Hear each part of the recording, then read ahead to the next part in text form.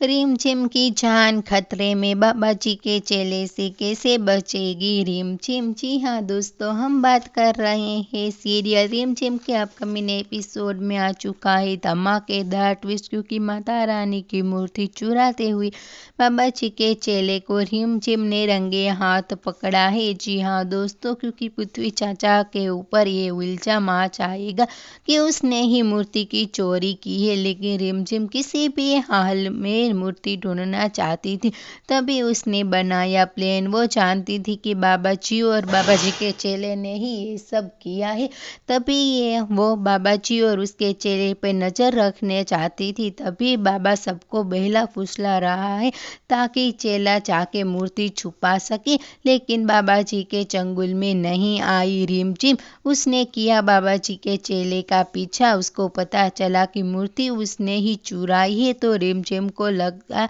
बहुत बड़ा झटका। लेकिन जैसे ही बाबा जी के चेले को पता चलता है कि रिम झिम को ये बात पता चल गई है कि हमने ही मूर्ति चुराई है, तो वो करेगा रिम झिम पर अटैक। जी हाँ दोस्तों, अब ये देखना इंटरेस्टिंग होने वाला है बाबा जी के चंगुल से कैसे बच जाएगी रिम झिम। वेल, जो भी होगा उसकी अपडेट हम आपको देते रहेंगे। फिलहाल के लिए तो इतना ही, और ऐसे ही अपडेट देखने के लिए हमारे चैनल को सब्सक्राइब करना मत भूलिएगा। Thank you.